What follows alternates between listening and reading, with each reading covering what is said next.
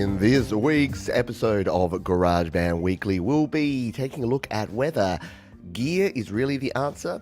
We'll find out here. We'll be looking at the GarageBand search term on Google. Is it still trending? And we'll be taking a look at a tip that could help your GarageBand workflow and speed you up creating in GarageBand. But if it's your first time here, who am I? What is this? Well, this is GarageBand Weekly, our weekly dose of all things GarageBand here on Studio Live today. And my goal here is to help you create, record, and release your best music, and do that through tips and tricks and tutorials and live shows just like this one. So that is what we'll be doing here today. If you are live on Facebook or YouTube, drop a comment, say g'day. I will be circling back and saying hello to the fine folks here, such as Amaracia, Stu Cash, Scott, SM Borthwick, Jade Star, Langston Reese, Alex Bacchus.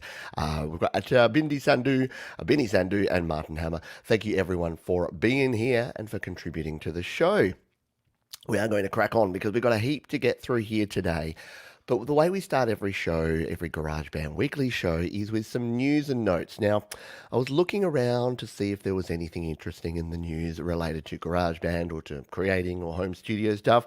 It's been a bit of a slow news week, to be very honest. So I decided to revisit a topic that I first checked out way back in March, because back in March, the world kind of just changed a little bit, just had a little bit of a wee tweak. And what that did is it made a lot of folks start creating music. So the biggest positive, if you can find positives out of the current situation in the world, is that so many people have time and energy to create music. So the home recording, home studio world has kind of gone through a bit of a boom, a bit of a renaissance, and it's been a lot of fun. So I thought we would first of all check this out, because just for a bit of fun, we would come in here and take a look at some of the common search terms and what's been happening. Now, if you don't know about the Google Trends website, it's a very fun place to go and visit.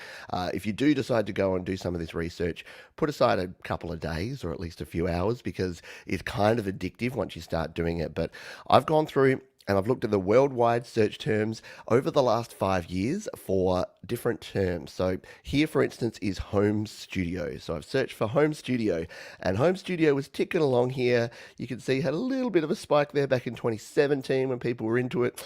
Yeah, it was just ticking along, not much of a change until these 3 weeks here. Look at this, between the 8th to 14th of March up to the 19th to 25th of April, we saw a huge boom there in the search term for home studio. So that was the first 4 weeks of many people's lockdown, and it was not surprising that a lot of people wanted to learn how to record in their home studio. Let's look at some related terms.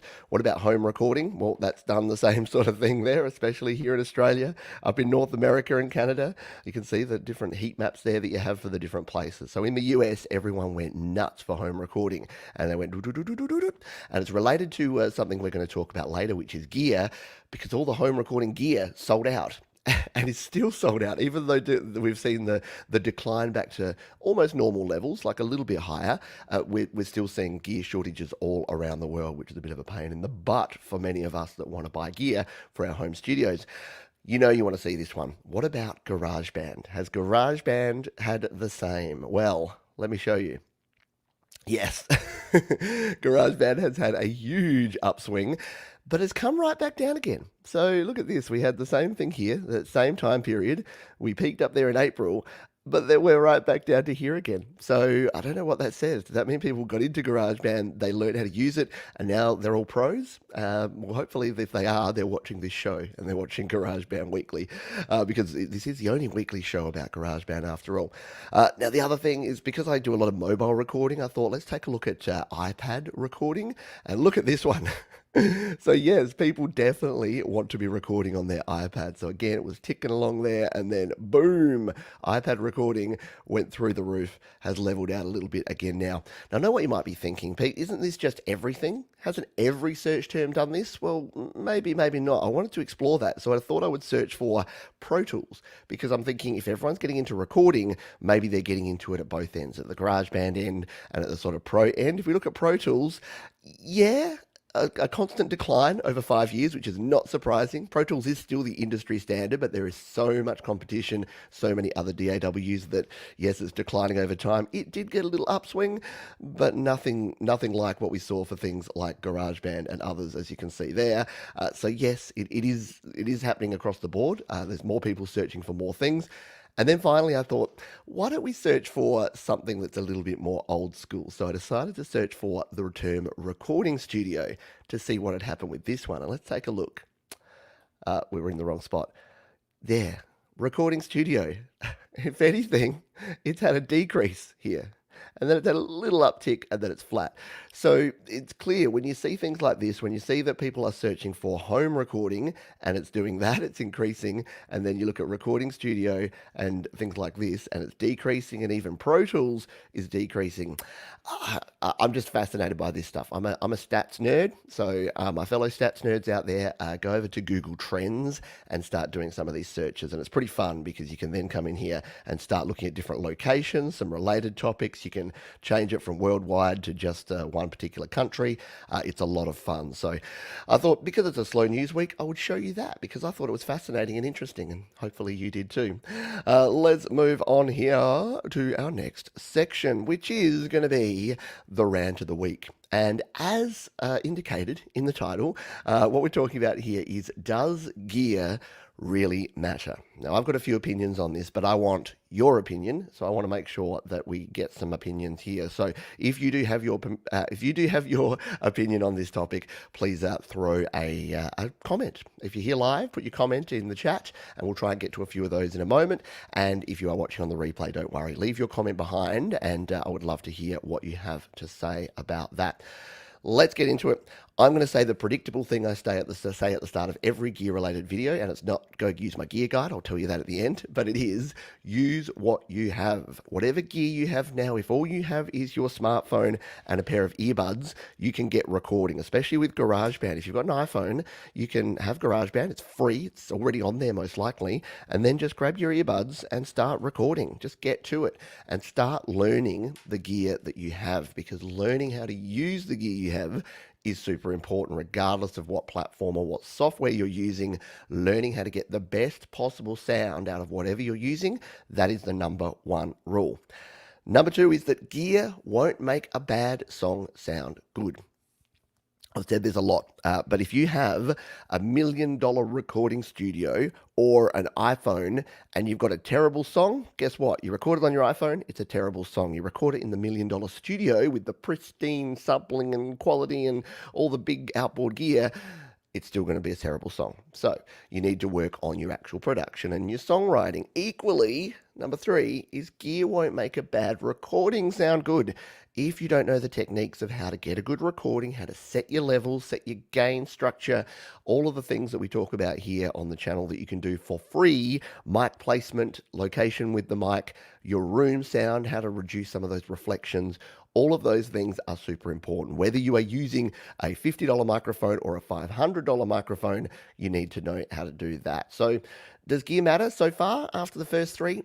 Well, yes, it does, but maybe not as much as some people think. There is no magic bullet where you just go out and throw thousands of dollars at the problem and suddenly you've got great. So it's like anything. Like, you can't go out and buy $1,000 worth of skiing gear and then expect to be an amazing downhill skier. No, you got to practice, and you probably need to practice on some crappy stuff to get your technique down. Because a really good comment, and it was Benny in the comments before the show.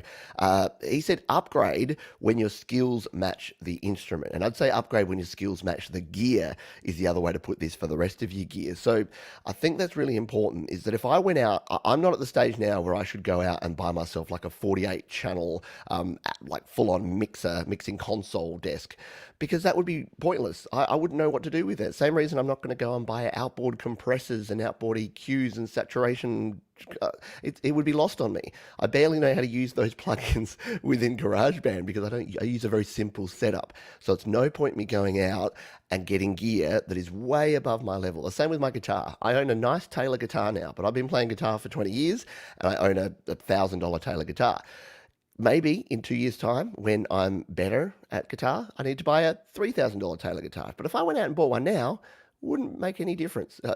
My playing is not at the level that a really like high-end piece of gear is going to really help. So yeah, get to know the gear you're using. There is no substitute for practice. So there's no substitute for just continuing and doing the process. So when I first started out, I had nothing but my iPhone. I then got myself a UR12 and an MXL 550 microphone. So we're talking a $80 interface and like a $50 mic. And I started recording with those. And I used them for a couple of years. And I got to the point where I was getting the best possible sound I could out of those. I then went, okay, I need a slightly better microphone. Got the Audio-Technica AT2020. I want an interface that's got more inputs. I got the Steinberg UR44. And then, like, fast forward to now, where I use this, a very nice Audio-Technica AE3300 mic. I've got my Zoom Live Track L8, and I get good sound for things like this because it took me that time to learn and to get up. If I bought all this stuff 5 years ago, A, it didn't exist. I couldn't have bought the Zoom Live Track then. But B, I wouldn't have known what to do with it, and I would have done bad things that would have made it sound worse. So, one more thing I'm going to leave you with here. And that is, what should you spend on gear? How much should you actually go in for? And I use the bottle of wine analogy with this one, is that you don't need the cheapest, but you definitely don't need the most expensive. You probably want to steer away from the $10 eBay microphones because they're probably made of paper and sound crappy. But the same token, when you're starting out, don't go and buy a $500 or $1,000 microphone. You're not going to get the benefit of it. The reason I say bottle of wine analogy is I can tell the difference between a $5 and a $20 bottle of wine. $5 wine tastes kind of like, you just poured it straight out of your petrol tank of your car. $20 bottle of wine tastes nice. It's good quality. I can tell the difference. If you put a $20 and a $100 bottle of wine, I'm lost. I'm already done. I'm like, I don't know. They're both good. It's fine. And that's the same way with gear. They're both good. Whether you buy yourself a Steinberg, people spend a lot of time. I don't know what to do. Should I buy a PreSonus or a Steinberg or a Focusrite interface? Buy one and move on. The differences at that level are so different. The same with microphones. Should you buy an Audio-Technica or an AKG? The differences are almost negligible at that point. Buy one, get to know it, and then do your thing. And of course, as I promised at the start of this rant, if you do want to go and buy some gear, there is a link down there, studiolivetoday.com/gear. Keep in mind, a lot of stuff is out of stock for the problem that we saw at the start, that home recording is super popular right now, and there's problems with supply chains and production and distribution. Yeah, you're going to find a lot of stuff out of stock, but it's starting to come back in. It's starting to float back into stock over time. So hopefully we will get there. And we've got some good tips and some good folks here. So Sion has said, when you get better gear, get rid of your older gear to give it to someone who needs the gear to start. There you go. I need to do that. I have far too much gear in that cupboard and shelf over there that I need to pass on to the next phase of people. Scott says, I won't stop buying apps. I know it is hard. It is hard. And again, if you like buying gear because it's shiny and it's cool and you have the money to do it, more power to you. I'm not here to tell you to not buy things or not do things, but yeah, don't think it's going to actually be the magic ball. As Tom says here, there's no magic gear that's going to make you instantly good. There's no shortcuts. Get everything you can afford and learn that. Absolutely. Yes, the right horses for courses. Absolutely. Different strokes for different folks. Horses for courses. All of those great things. And Jade says, all the gear I have wouldn't do anything if I hadn't spent many years gaining experience to actually use it. Spot on. Yeah, 100% agree with that. And as Sarah says here, start with what you've got. Right on. Start with what you've got right now. Alex says, I'd love to have a best of Pete's Rants videos. Oh, careful what you wish for, Alex, because that could go pear-shaped. Let's move on because that's enough. That is enough ranting for 1 week.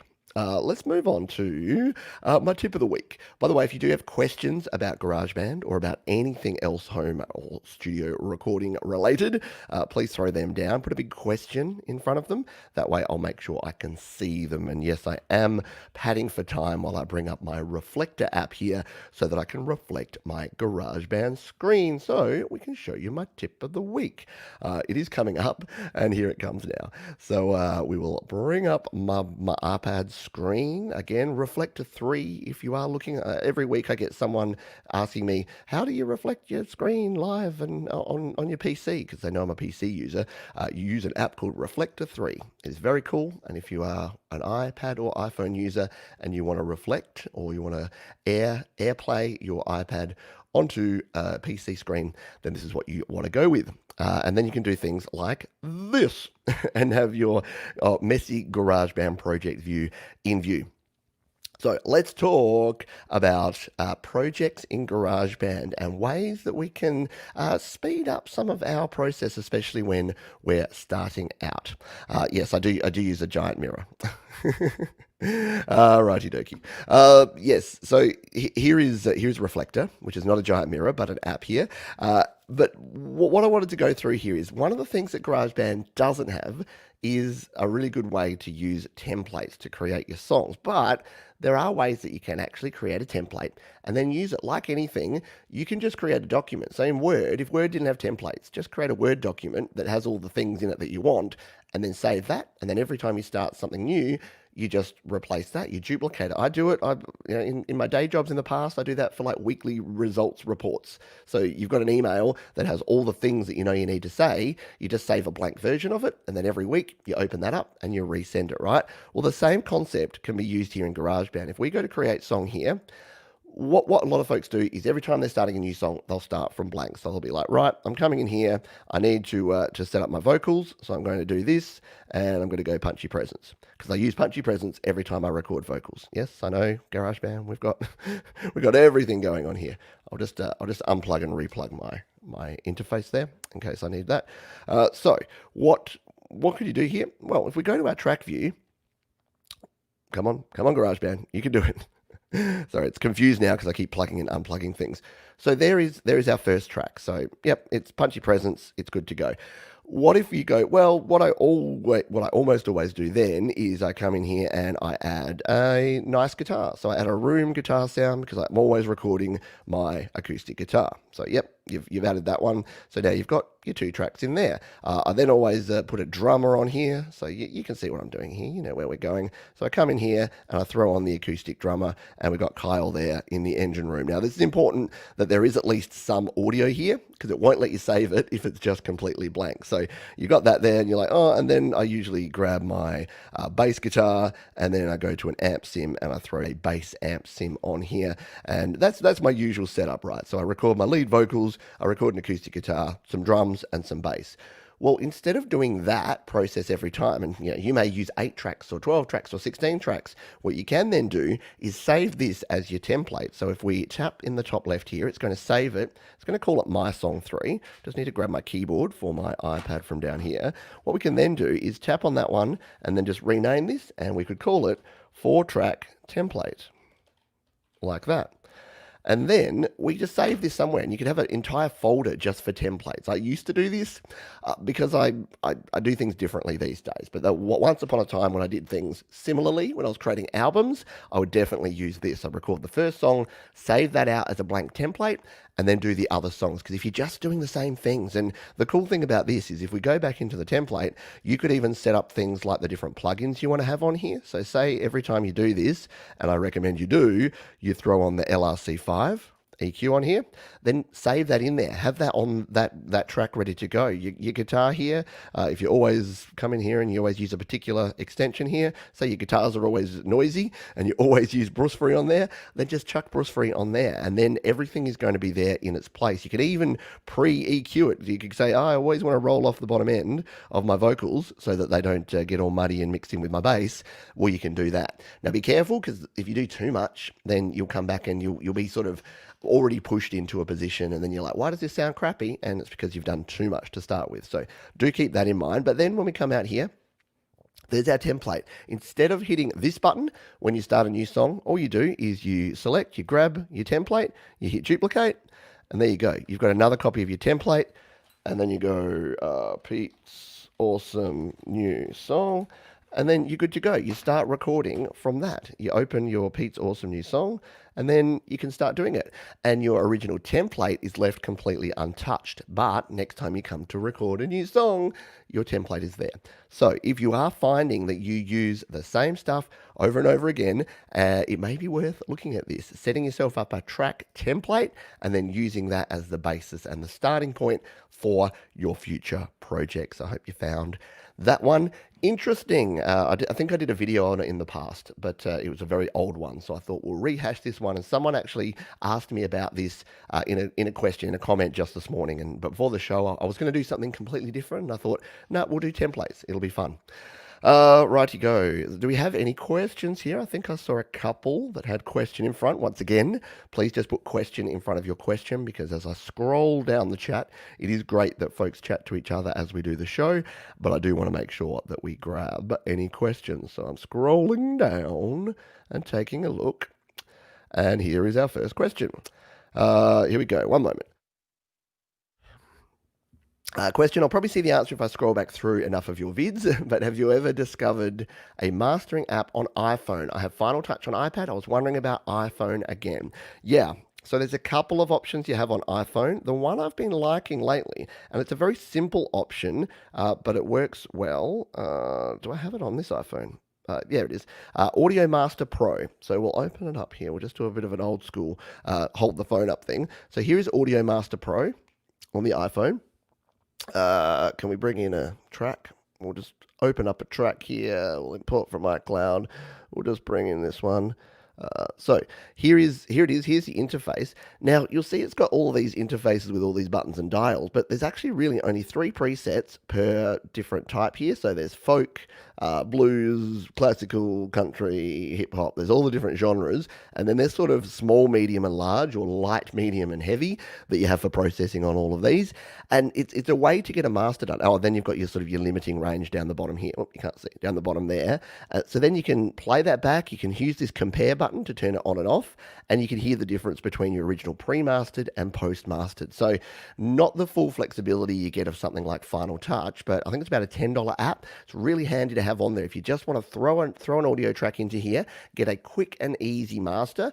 And the song you hear at the start of this, called Imagination, I actually mastered in this, and I liked the master so much I didn't bother going back and remastering it. So it's kind of like a gap between those online services like Lander and your full-on Final Touch. The other one I have on here is by GarageBand, and it is called Grand Finale. So Grand Finale by GarageBand looks like this, and this time you do have a bit more control. So you've actually got control over your compression, you've got control over your equalizer, your limiter, all of the good stuff in there. So again, not quite as full-featured as Final Touch, but definitely for an app on your iPhone, it's a good option for mastering. So there you go. Both of those I think will set you back around the $10. I think Grand Finale might be 15 or 20. Audio Master Pro I think it's about 10. You'll have to check the App Store to find out. But yeah, definitely some good options outside of Final Touch for mastering on your iPhone as opposed to your iPad these days. Question here from Zelda Fan. What is the best audio interface for the price, in your opinion, for iOS or iPad, preferably one with multiple inputs? I mean, my opinion is the Steinberg UR22C, because it's what I use. So I've tried a bunch of different interfaces, and you would have seen me review a bunch of them here on the channel. I keep coming back to Steinberg. So I had a Steinberg UR12, I then had a Steinberg UR44, and now I use a Steinberg UR22C. So the reason for that is it's got 2 inputs for either guitar or vocals. You can also use those 2 inputs for stereo line in, which is handy. It's got balanced TRS outputs to go out to your monitor speakers. Really nice preamps in there, really nice and quiet, so that you're not going to introduce a lot of noise into your signal, which is handy. And yeah, just the converters in there are really good quality. So again, you're not introducing a lot of noise into your signal chain. You're getting nice quality in through your microphone pre's, and then nice digital analog to digital conversion to send it out. You will need the camera adapter kit if you're using an iPhone or iPad, so the Lightning to USB 3 adapter to make sure it works. But the other good thing about Steinberg is you can power them either via USB directly, or you can plug in a 5-volt DC USB. So you can either use a separate AC power or even a portable battery if you're on the go, if you you don't have enough juice coming through your iPhone or iPad, or you're not using a powered USB hub. So that is what I would go with. The PreSonus Audio Box 96 is pretty good too. The Focusrite Scarlett 2i2 is kind of the industry standard, does a good job. The Behringer HD series, steer clear of the Behringer UM, the entry-level Behringer, but the Behringer HD series also good. You really can't go wrong with any of those, but I go Steinberg just for the additional features that I enjoy with those. Scott says, yeah, Grand Finale is what I use too. Yes, absolutely. Talking about interfaces, Sion used the U44. I use the UR22. Such boring combinations of names, aren't they? UR40, UR22, U44. Gertrude says, template. Why haven't I thought of that? You just saved me hours.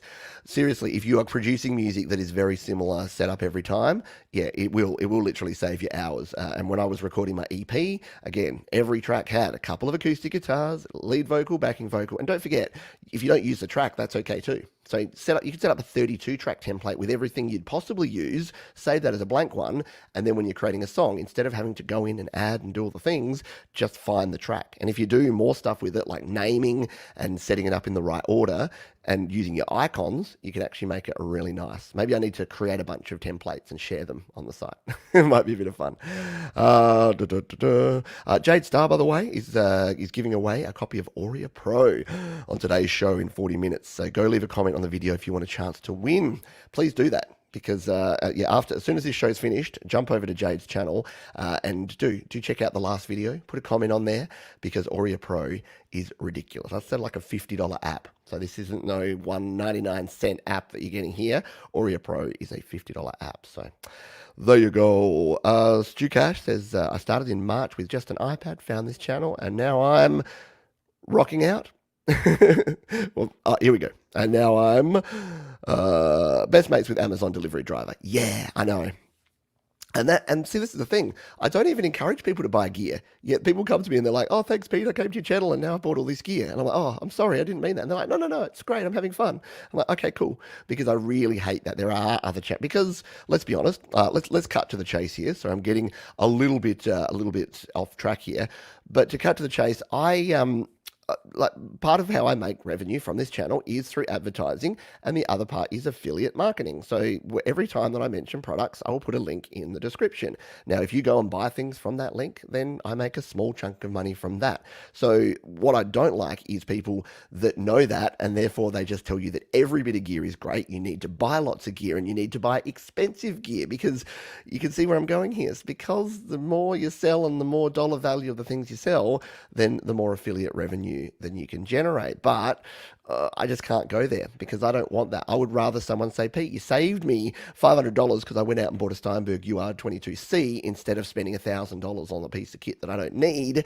And then next time they're looking to buy gear, guess what? They'll come to my gear guide and they'll hopefully not put comments in my feed saying what a shyster I am, because I definitely don't want to go down that track. I think I saw another couple of questions. We are a little over time here, but we'll see if we can get into these. The chat's flying around here. A question from Desolate Morning: what am I going to use for my next release? A really good question. I don't know. Because I'm doing a Songtember song. So in the month of September, we'll be doing Songtember again. So everyone has a chance to join in the fun with that. And what will I use? I don't know. We'll find out.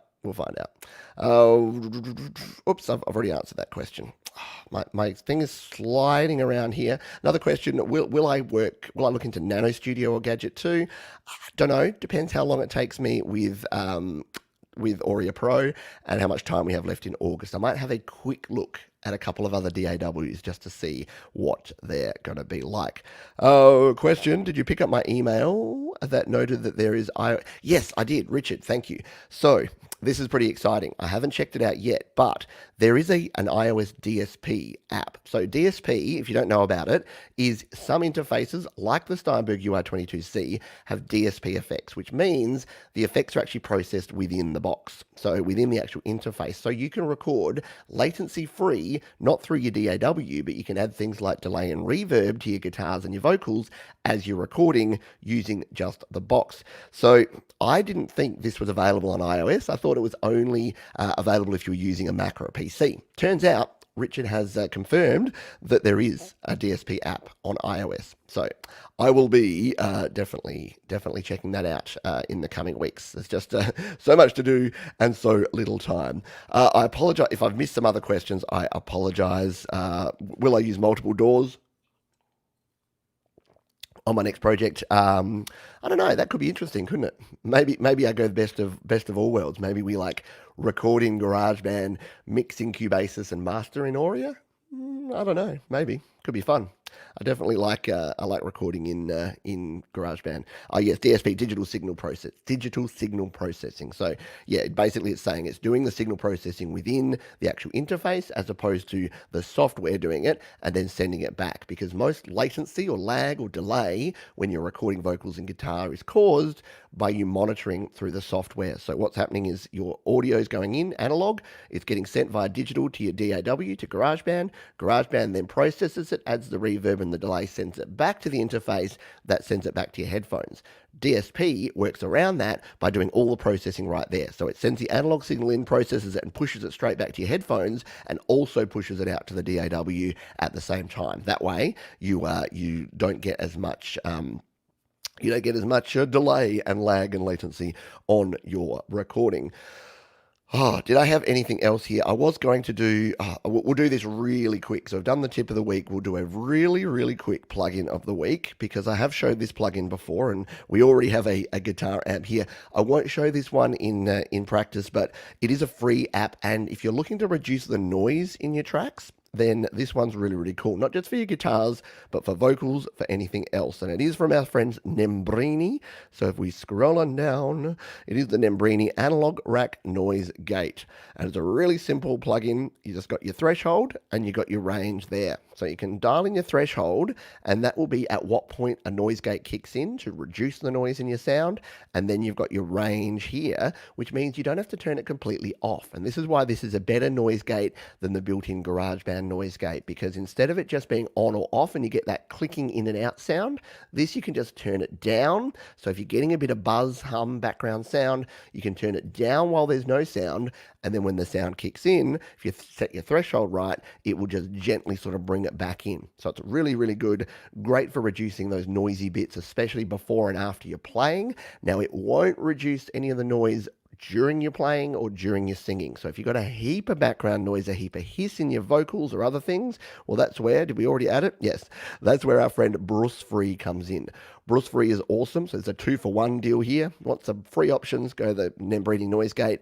Bruce Free is not free. It's about $10 or $15 app, but it is magical. So you play back your sound, you hit this ear button, it samples that sound, and then it automatically adjusts these controls to actually reduce down. So if you've got a heap of background noise and hiss in your vocals or distortion or something that you want to remove, sample that sound, make sure that you've got a bit of that sound without it. So what I would do is I'd pause for 2 seconds before I sing, and then I'd sing, and then I would sample that sound at the start. And what it does is it finds the sound profile of that noise, and then it adjusts the entire track so that it tries to remove those frequencies and remove that noise when you're actually playing back. So it's a very, very cool option. Yeah, I love both of those plugins. So there you go, a 2-for-1 plugin special bonanza. And the Nembrini is free, and also Nembrini are doing a weekend special. If you're watching this live, a lot of their stuff is $9.99. It's usually $19.99. A lot of their amp sims and a lot of their pedals and plugins and things. Jump over and check those out on the App Store. Alrighty. We've got one more thing to get through. We'll just see if we got some quick other questions here. Barry Smith says, hey Pete, I have the UR12 interface, but if I was to get the UR22C, which preamp would be more quiet versus... so preamp quality UR12 versus UR22C, it's about the same. I wouldn't upgrade to the UR22C just for the preamp, because they both use the Yamaha D-Pre. So the microphone preamp channel 1 on your UR12 is going to give you pretty much the same. They may have made some tweaks to it over the years, but I haven't noticed any significant difference. They're both 24-bit 192 kilohertz interfaces, and they both use the Yamaha D preamp. So I wouldn't race out to upgrade to the UR22C unless you need the second channel, or you need the balanced outputs, or you need the MIDI input and output. So UR22C has some good stuff, but it's probably not worth going to the effort to do that. Alrighty, we are going to finish up here. Before we do finish up, because we've been talking all about gear, the resource of the week would be silly for me to not show you my gear guide, surely. So let's jump over there. Once again, you need to go to studiolivetoday.com/gear. Let's just show you what you can expect to see over there. Here it is. Here is my gear guide, and here is what you can do there. So right at the top here, we've got all the links. So if you're just shopping, the way you can help me out, and the way you can help me out kind of for free, because if you're buying gear, well, it's not for free, but if you're buying gear and you won't pay any more, but if you want to make sure you're supporting the channel while you're buying your gear, use these links here. So you can go to Amazon, either in the US, UK, Canada, or Australia. If you're in the US, Sweetwater have a great range of musical instruments and audio devices. I do recommend them. They have great customer service. I can't use them because I'm here in Australia, but from what I've heard from all of my friends in the US, they have really good customer service. eBay, so if you're buying gear on eBay, if you go in via these links, so if we just click one of these, say you're in the US and you're going to do some eBay shopping because you want to be trying to buy some stuff, if you go in here, it'll drop you straight into the audio equipment and gear section, and you can go and scroll through there. You can look at the different categories. You can search whatever you want, but again, it just means that you're going to be supporting the channel, and if you want to do that, then you feel free. And then Thomann. So in the UK and Europe, I know a lot of folks use Thomann as well.